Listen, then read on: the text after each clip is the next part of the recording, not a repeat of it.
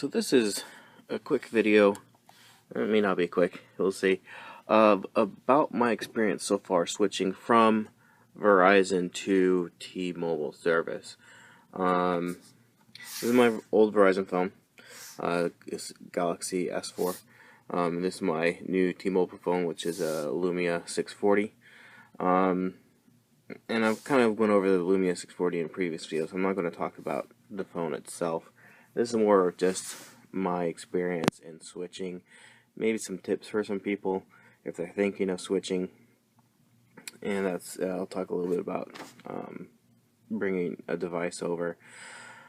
But first and foremost, I will have to admit that I feel a little bit dirty leaving Verizon.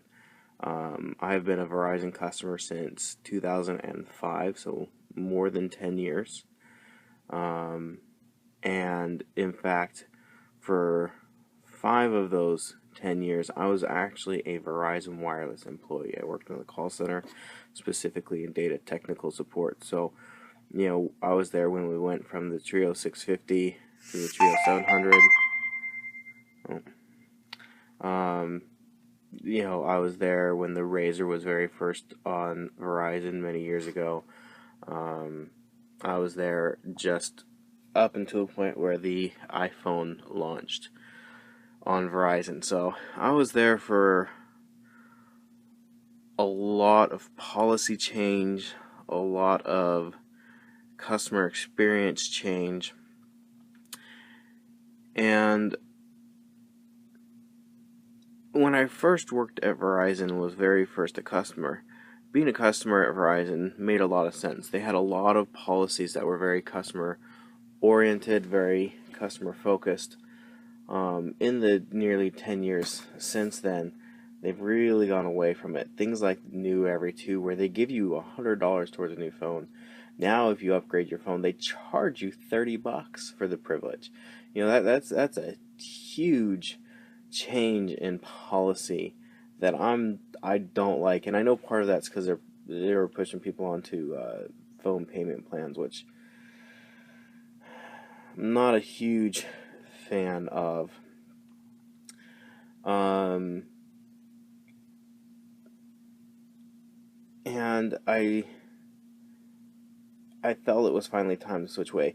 Besides the fact that by switching to a carrier like T-Mobile, I was able to save 50% on my bill, and I got better, or I should say more features for the money.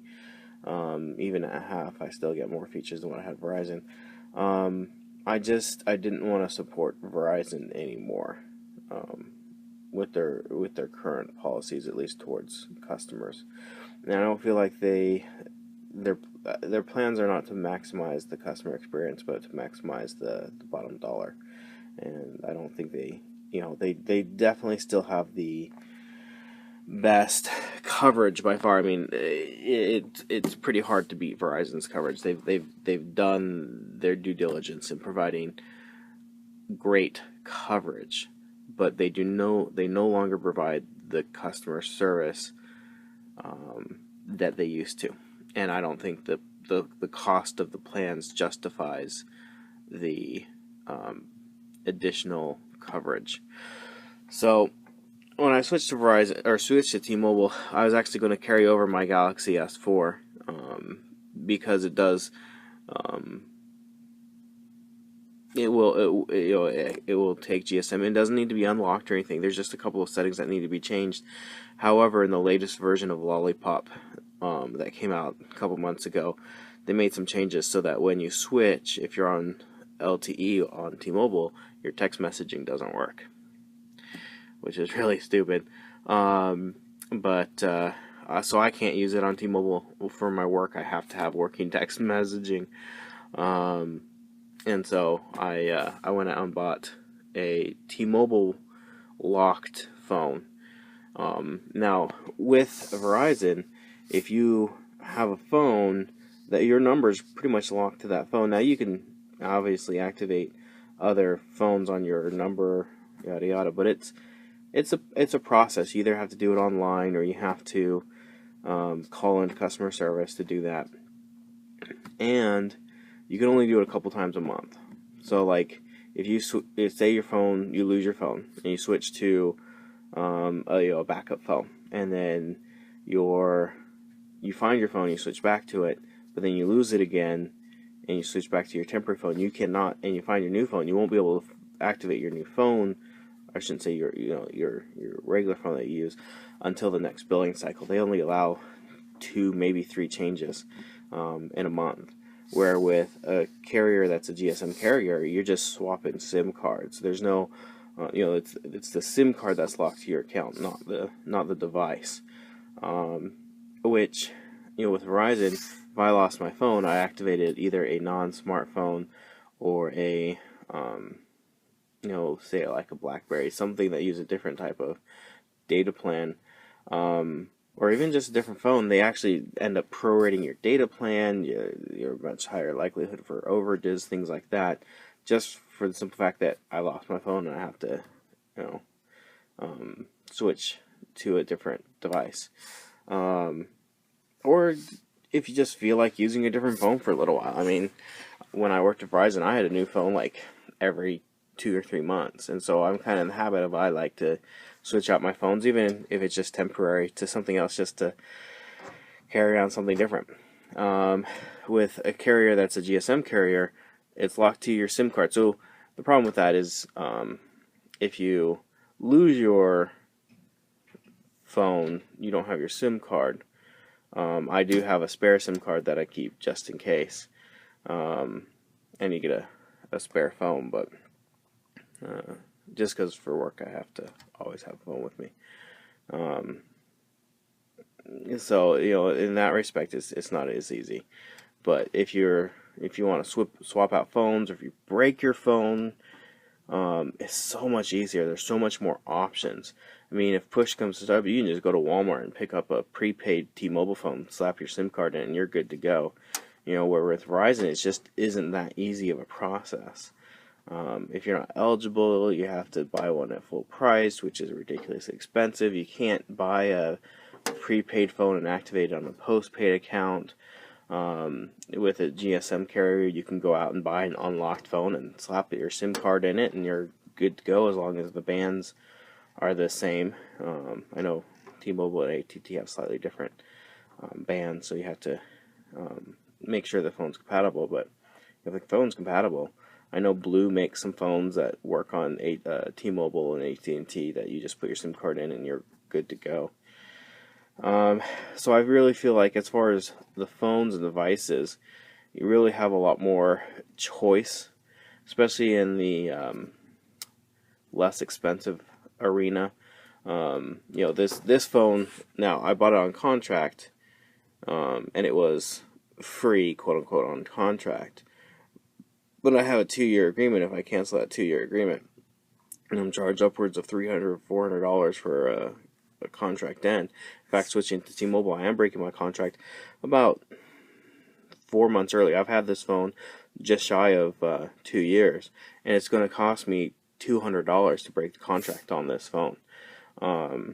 This phone, I literally walked into Walmart. I paid $100 for the phone and walked out with it, and it's mine. There's no contract. There's nothing to worry about, and the value of the phone really stays with the phone for quite a while. So if I want to sell this phone, I will get most of my money back. This phone, I couldn't even begin to recoup my costs on this phone after 2 years of use. And I'm very nice on my phones, but they still get scratched and worn. Anything that you use for on a daily basis in your pocket will get worn, will get used, and show signs of that use. So it's just something that I always have to think about with that contract. As far as service and coverage goes, now I haven't done a lot of extensive traveling outside of. I live in Phoenix area. I haven't done anything extensive outside of the Phoenix area, but I've had great service with T-Mobile in Phoenix. And obviously this one is your mileage may vary depending on what market you're in or whatever. I know T-Mobile's trying to buy more spectrum in certain areas, and I hope that they're able to accomplish that. But in my area, T-Mobile service has been great. I even went to, if you're familiar with the Phoenix Center or Phoenix area, I went to the Arizona Science Center.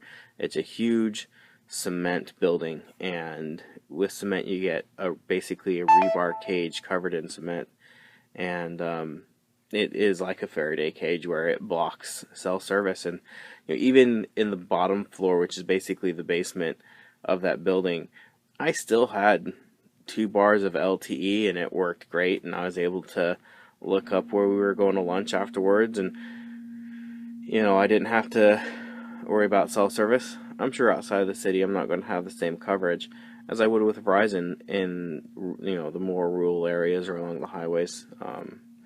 But to be perfectly honest, I lived for 22 years without a cell phone. I'm sure I can go, an hour drive between cities without a cell phone. And, it'd be nice for the convenience of, if something were to happen.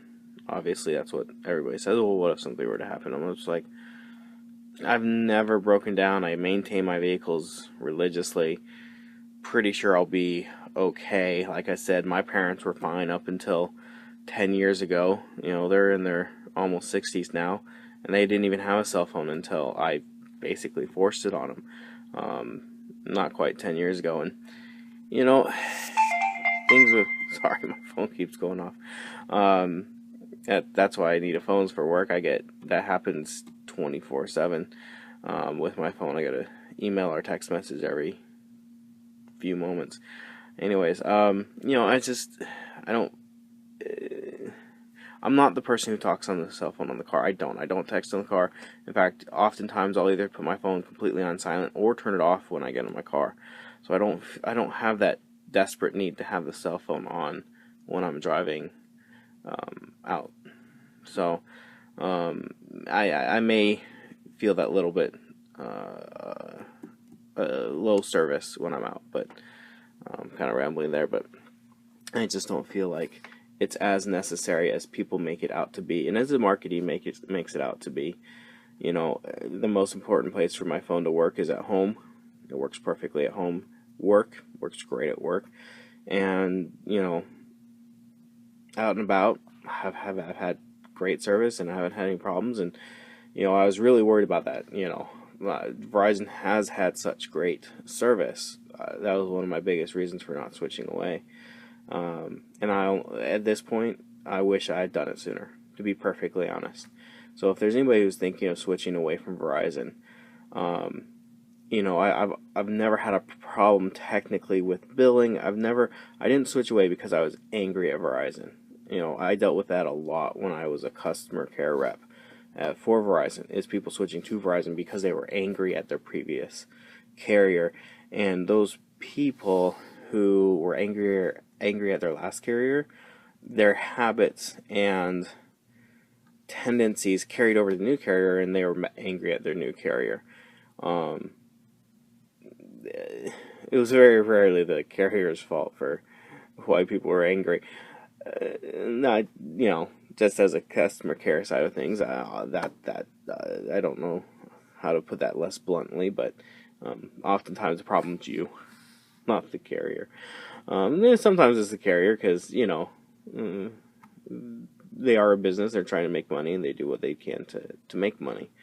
But I didn't leave in anger. It was something we've been considering for quite a while, and made the change. And if somebody is out there and they're just, they're looking at their bill, they're looking at, what services they're receiving, and, one of the biggest things I did is I talked to my friends who have service, and I asked them what they had and how they felt about it. And majority of them have Verizon. That's another reason I stuck with Verizon, because all my friends and family had Verizon.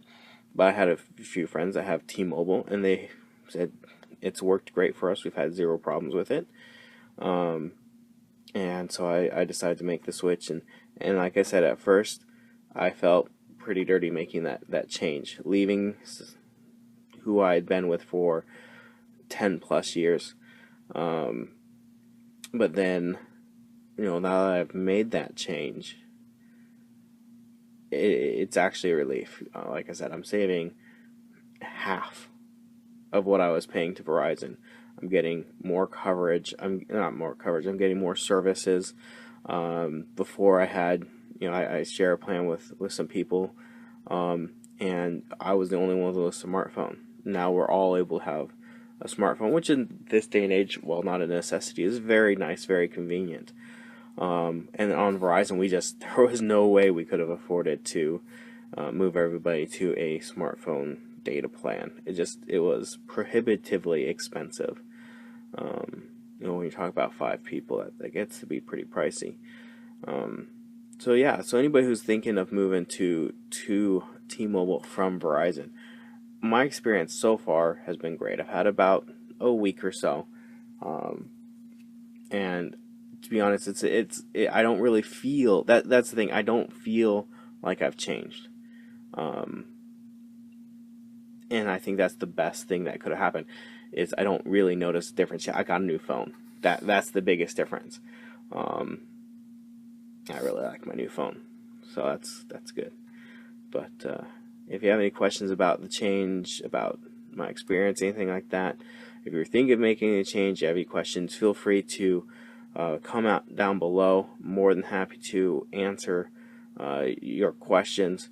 But as I said, I'm glad I made the switch. If you like my videos, feel free, in the description below there's a link to my support page.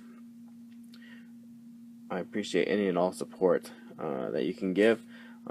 Mainly it's links to retailers you already use, like Amazon and eBay, and by using my links I get a little bit of a kickback, and that helps me to continue to produce these videos. Thank you for watching and have a great day.